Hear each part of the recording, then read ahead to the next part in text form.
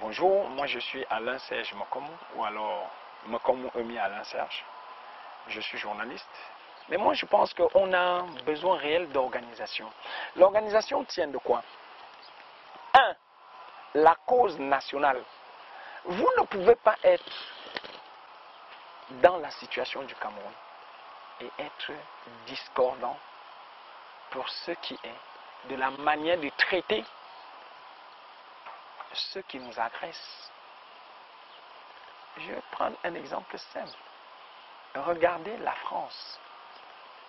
Je préfère citer la France parce que c'est elle qui nous vient tout de suite quand on veut prendre une puissance. Elle est très liée à nous. Son histoire et la nôtre est à la limite très très liée. Regardez la France. On vous parle d'une politique africaine de l'Élysée. On ne vous parle pas d'une politique de droite de l'Élysée ou d'une politique de gauche de l'Élysée ou alors d'une politique africaine, d'une politique de gauche africaine ou d'une politique de droite africaine ou alors d'une politique d'extrême droite africaine. Non. On vous parle d'une politique africaine de l'Élysée. Il y a une cellule à l'Élysée qui s'appelle une cellule africaine de l'Élysée. Des messieurs qui se lèvent tous les matins, se rendent à l'Élysée pour travailler sur les questions africaines, sur la géopolitique africaine.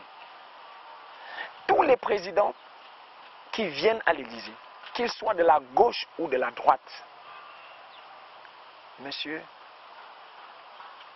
puisent dans cette cellule africaine de l'Élysée pour prendre des décisions sur l'Afrique. Je me réjouis de ce que les gens disent. Certaines sources disent Paul Biya n'a plus reconduit, n'a plus re-signé les accords avec la France. Paul Biya n'a pas renouvelé les accords avec la France. Si tel est le cas, moi je parle au conditionnel. Je ne suis pas dans les secrets d'État.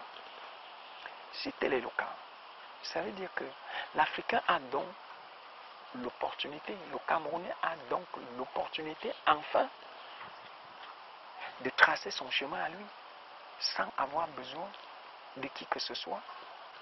Mais pour que nous tracions notre voie, il faudrait que nous parlions d'une voie. Ça ne veut pas dire qu'il ne doit plus y avoir d'opposition au Cameroun. Non. Parler d'une voie ne veut pas dire qu'il n'y aura plus d'opposition. Parler d'une voie, c'est reconnaître les institutions en place.